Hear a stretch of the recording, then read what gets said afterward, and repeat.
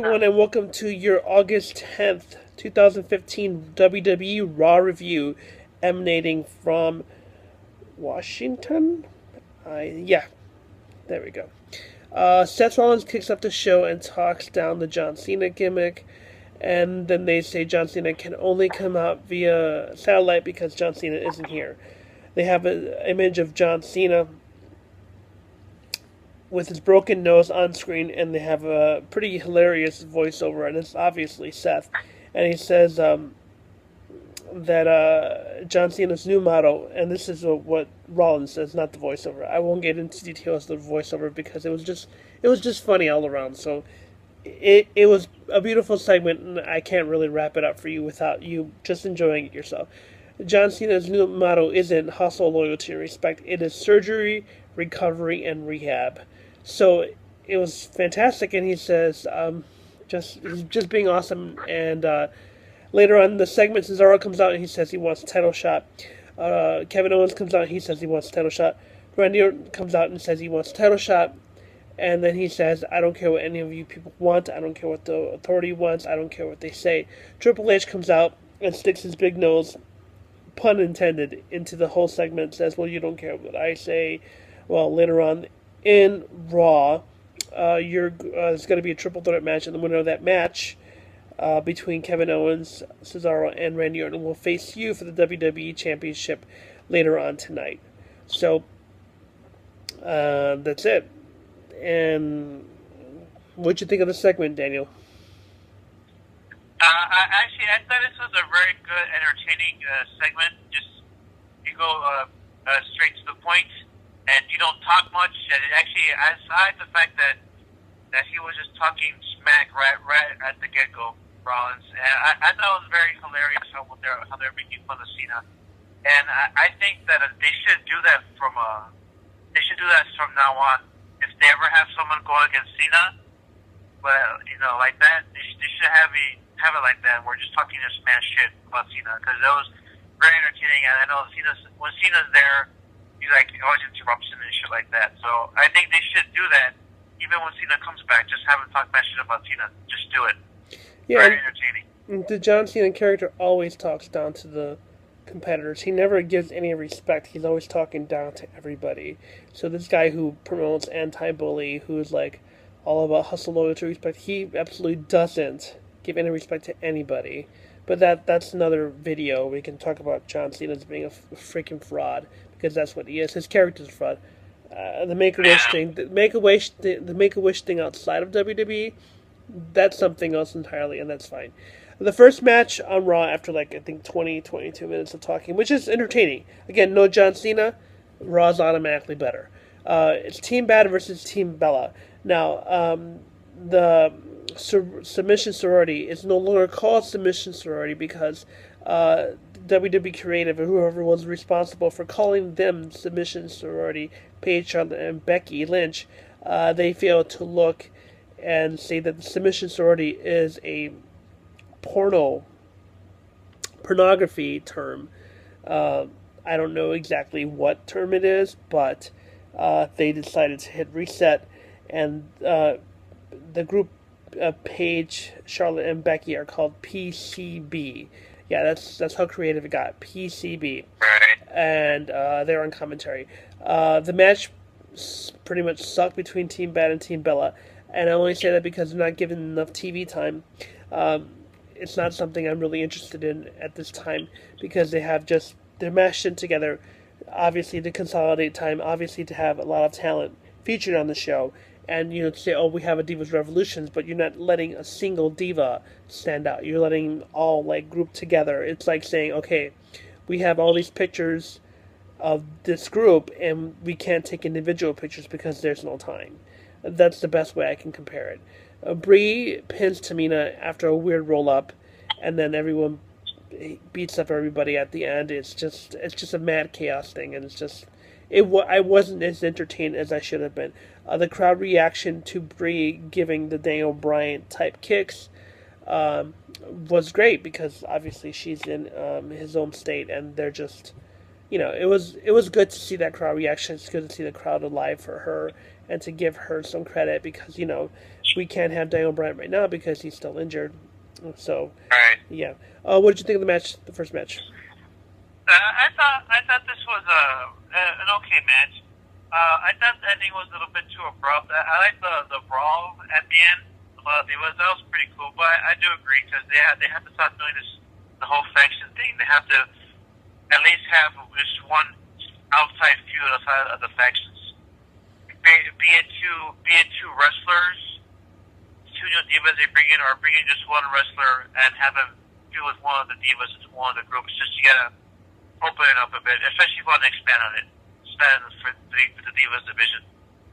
Well, I think that unfortunately, since this whole they mentioned it before the match started that Nikki Bella is probably going to. They're hinting at she's probably going to surpass AJ Lee's title reign. She's not even defending the championship at SummerSlam. She didn't defend the championship at the last pay-per-view. So it's like, she's doing this thing where she's not defending it on televised programming or on pay-per-views. So you're going to have her beat AJ Lee's record, and it's just disappointing. What was the next segment? Because I think I messed up my notes. It was New Day versus Los Matadors. Okay. Before that happens, they show Stephen Amell on screen in the front row, and it's very exciting to see him because he had been asking several months before he was even on screen. WWE program that he wanted to be on Raw. He wanted to wrestle. He wanted to be there, and WWE just didn't acknowledge him and didn't care. New Day versus Matadores. New Day wins. The crowd is mixed between liking New Day, not liking them. I don't care. This match was terrible. I don't care about the whole tag team division. I think that, with the exception of the New Day being pretty good heels, because they're playing annoying heels, I don't care about the tag team titles at all. It's unfortunate that Cesaro and Kid got hurt.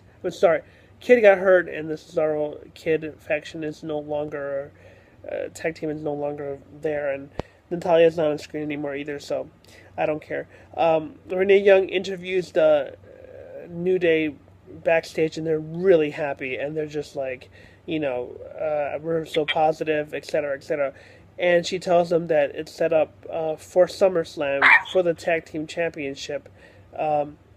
I think it's an elimination match. I think so. New Day versus Matadors versus Lucha Dragons versus Primetime Players for the WWE Tag Team Championship.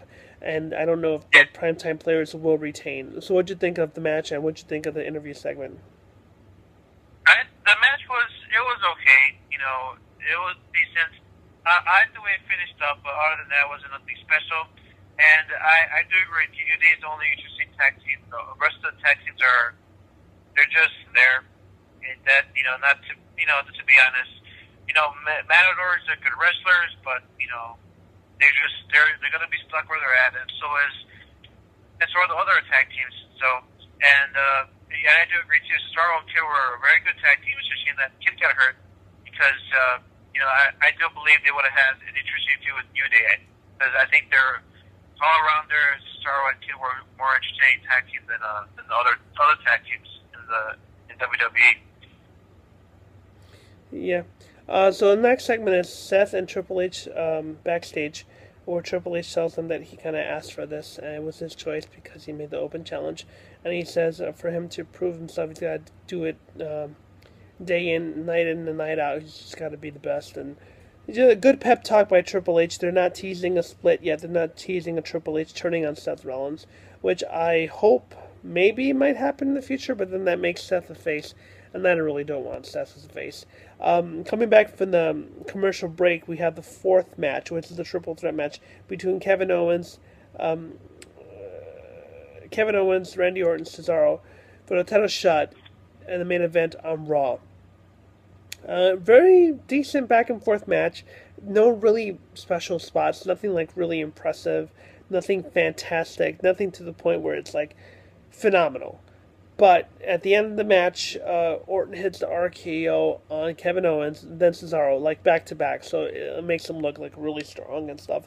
And we already know Orton's already had his championships, so it's kind of disappointing to have him win, but it furthers the plot. So instead of like getting angry, at the time I got a little angry, a little annoyed, but later on, it was okay because it just invested the storyline for the minimal card they have at SummerSlam, which is 4 hours long.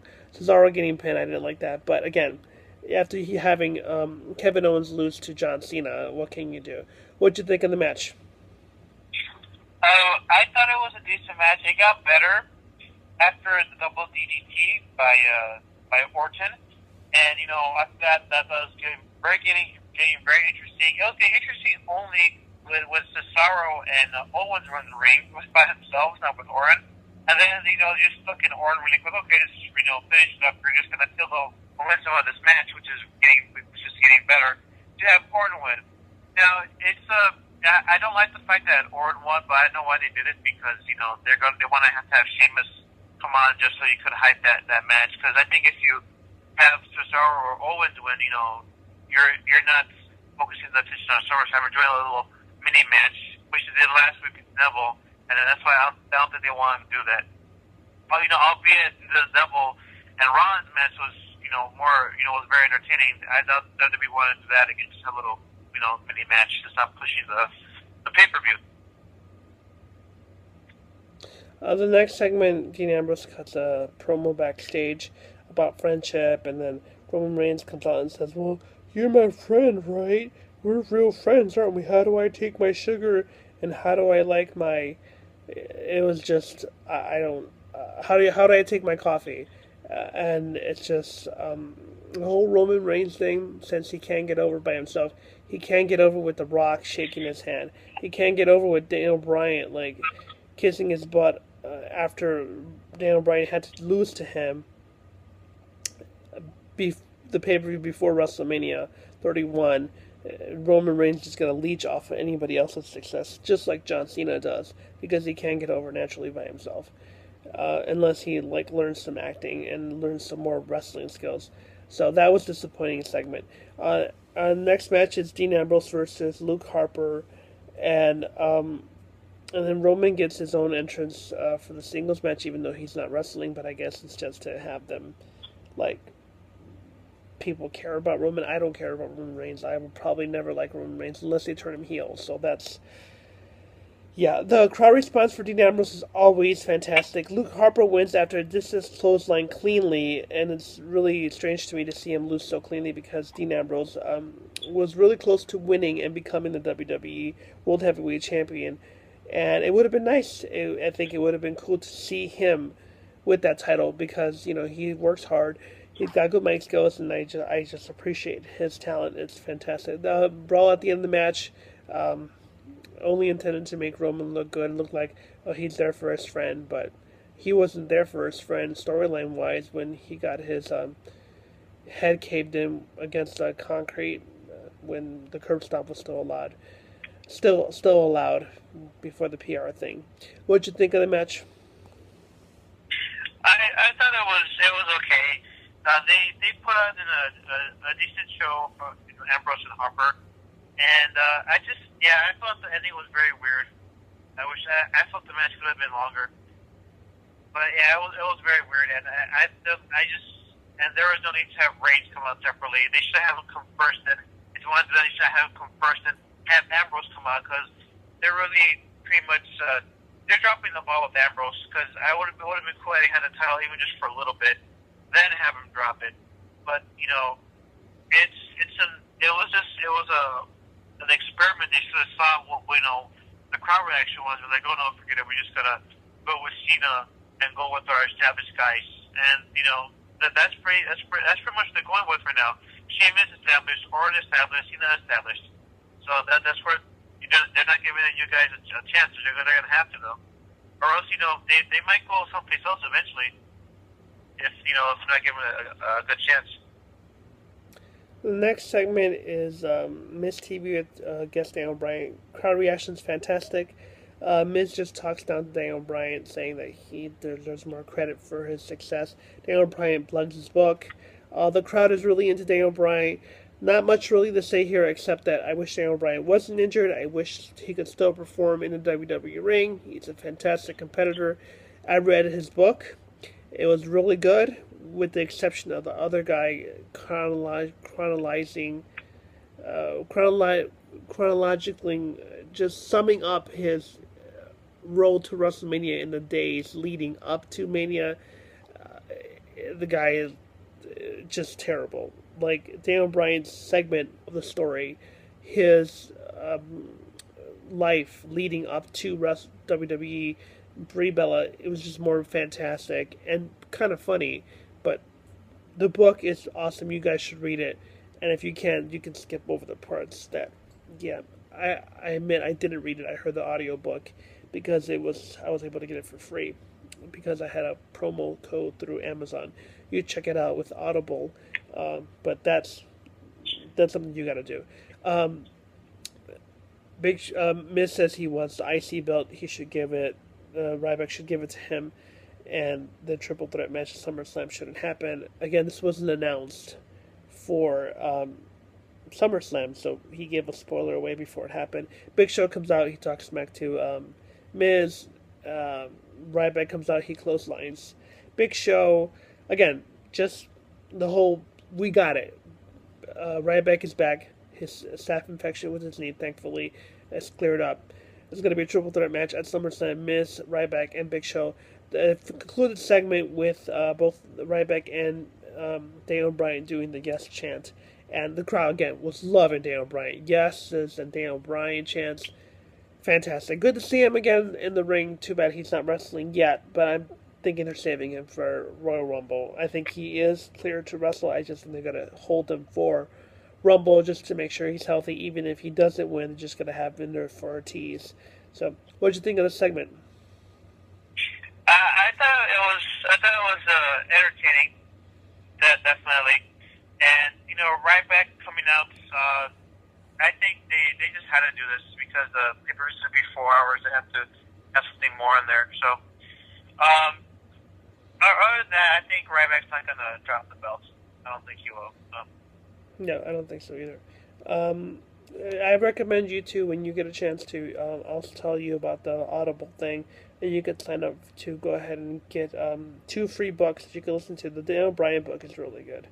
And it's only like, I think, 8.5 hours, 9 hours, but with the exception of the guy talking over the guy who was told to follow and chronologically sum up his days leading up to WrestleMania 30. Sorry, WrestleMania 30 is that guy's his voice is terrible, but that goes without saying. Announcement for SummerSlam is that it's going to be Team PCB versus Team Bella versus Team Bad elimination match. Again, as I said before, Nikki Bella is not defending the championship, so it is what it is.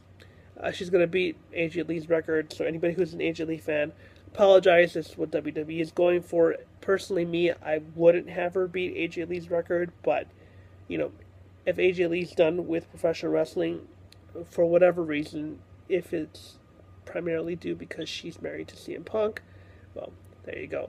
Rusev versus Henry is up next with Lana on commentary. Lana's fantastic in commentary because she's nice. Ziggler's not going to be at SummerSlam. He's going to be there afterwards. Henry comes out with the American flag. He's the face again. He went from heel face. The match ends quickly before it begins. I guess it ends in no contest because Summer Rae is on the ring apron. Lana comes out, knocks her off the ring apron. Summer Rae pushes in the ring. She's scared because she's looking up at Rusev. And then Summer Rae attacks Lana and puts her in the accolade. And there we go. We have segment. And Henry's just got pushed in the ring apron. So that was just a big load of crap, so I didn't care for it. What'd you think? It's very crappy way of doing the whole Rusev angle here. I don't like it with Summer Rae and Lana. It's really filler, not paying any effort into it at all. And they're going to have to end this somehow. They should have Lana and Summer Rae have a cat fight. Just to get out of the way. But I think that won't be until Ziggler comes back. Or they can actually have a match at SummerSlam, I wouldn't mind. Because Summer Rae can wrestle, but I don't know if Lana can. I felt kind of bad for Lana because I hope that, I don't know if she's like a wrestler, or if she just trained to have a couple of spots. So I don't really want her getting hurt because she is, she could be a really phenomenal ambassador for WWE, for the women's division. So, it's not just all about Nikki Bella, but there you go. Right. Next match is Neville versus Barrett for the 5th or 6th time this year, maybe the 8th or 10th time. I don't know. A short match with Neville hitting the red arrow for the win. Stardust then attacks Neville profusely. Stardust then gets into Stephen Amell's face outside, and he pie faces him. And then Amell gets pissed. He leaps over the barricade and then jumps on the ring apron and then leaps over the top rope. Like he launches himself over the top rope and then lands on his feet. It's like the way 1-2-3 Kid used to come into the ring, that way. And then he launches into. He tackles down. He tackles Stardust like in spear position. Then he elbows him like tremendously to his face. But Stardust has his elbows up so protects himself. 3 security guards pull away Stephen Amell from the beaten, pretty good Stardust. Stardust looks shocked, looks fantastic. Stephen Amell looks phenomenal. That's all I can say. So talk about this segment, and then we'll move on to the next one. What you think? I think this is a very cool angle, and I think that what they actually what they did is this whole angle right now what they did on this Raw, having it be a tag team match. I think they did that just so Amell's not going to be in the ring so much. So, it's like it's just so to protect him a little bit, just so there won't be no risk of injury. So if he doesn't feel comfortable or whatnot, he could go ahead and tag Neville. And I think that's what they're doing. So because obviously you're not gonna want to hurt an actor who's on a major TV show. No, but what did you think of this the segment where he attacks Stardust? I'll talk about the next segment. Oh, I thought it was very cool. I was shocked, his athleticism. Because, obviously you're doing a TV show, you're in shape and stuff like that. It doesn't compare to at least doing that, just getting into the ring like that. So, have you seen it? You haven't seen the show, though, right? No, I haven't, actually, so. Yeah, well, if you ever get around to it, you'll understand that he trains really hard for the show, and he has fantastic upper body strength. After the fighting segment, the little fighting segment I call it, Triple H and Neville and Stephen Amell are backstage, and Triple H says, "You're lucky that you didn't get hurt, blah, blah, you're lucky you're still standing." Stephen Amell says, "I might be an actor, but I'm also a man. If some guy is going to put his hands on me, I'm going to fight back." And Triple H says, the parking lot's that way, I'm done. Neville says, why don't we have me and Stephen Amell face Barrett and Stardust at SummerSlam? Triple H says the only way he's going to do it if he signs some papers, and he said, I'll sign whatever you want to, is what Stephen Amell says. And the segment is very short, sweet, and to the point, but it could have been a little bit longer because Stephen Amell is fantastic. Triple H says, you wanna be a tough guy, huh? And he says, Triple H says, don't bring a stunt man because this is on you. Good luck, you're going to need it. Again, I don't care for Triple H being on screen, but he did his role appropriately, short and to the point. As long as he doesn't take up too much screen time, I'm okay with him being on screen. But I'd rather have him not on screen. But again, no John Cena on this Raw, so I'm very happy about it. So I was really excited not to have John Cena there. Very excited to have someone talk down to John Cena. We don't need the John Cena rebuttal. If you want to see John Cena, he's going to be on Tough Enough tonight. It's Tuesday, 1:36 p.m. West Coast time. So enjoy your Tough Enough. I don't watch that show. Next segment, we have JoJo talking to Sheamus. Sheamus teases a cash-in, and then we have the main event, which is WWE Champion Randy Orton versus...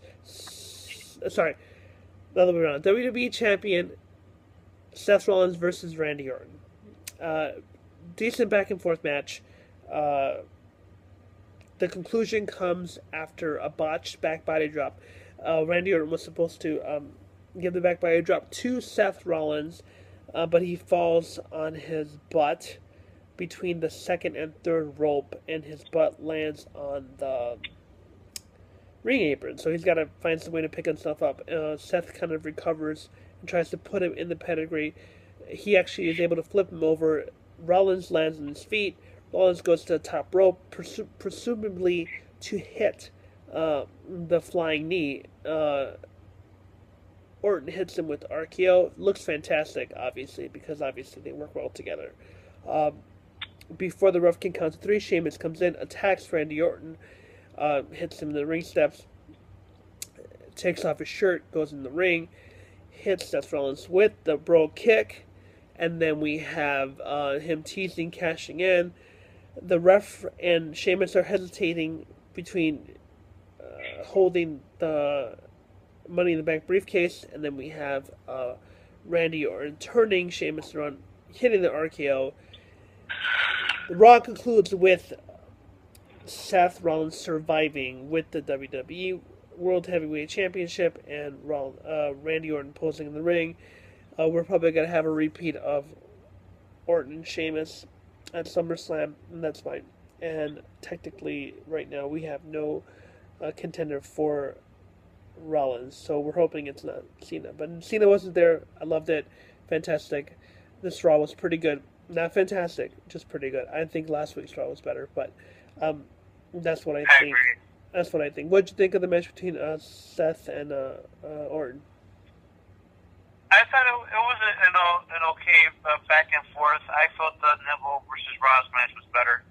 So, but this is okay. Actually, their match at WrestleMania was better than this one. So, in my opinion, I thought it was really hilarious how Sheamus and the ref were, their exchange went on a little bit too long because Orton was in the crowd. He got tossed over. Maybe. I'm sure they're waiting for him to come to sooner. That's what I thought. It was it's hilarious. Maybe Orton was late. I mean, that's a possibility. Orton was late because he's in the crowd. So. Yeah. But I give this Raw a 4 out of 5. The only reason it doesn't get a full 5... Actually, I give it a 4.5. The only reason it doesn't get a full 5 is because of the crappy way they had Rusev and Henry, and I just think, are they moving away from Dolph Ziggler? Is Dolph Ziggler on vacation? Is he actually nursing an injury? I don't know. Because, I mean, the underdog would have been Ziggler defeating Rusev, since Rusev's not important anymore, since he's jobbing left and right. He already lost to Roman Reigns on SmackDown. The SmackDown that just passed, so... Well, that's what I think, and I did enjoy it. What rating do you give this this Raw? I give it a 3. Actually, it's because the lackluster matches of Barrett Neville, and you have again another lackluster match with Rusev and Henry, and the interview segments with Miz and Bryan. That was cool, but I'd rather see another match. So. Okay, cool. Hit the like button, subscribe. Thanks so much for watching. I'll see you guys next week. So long.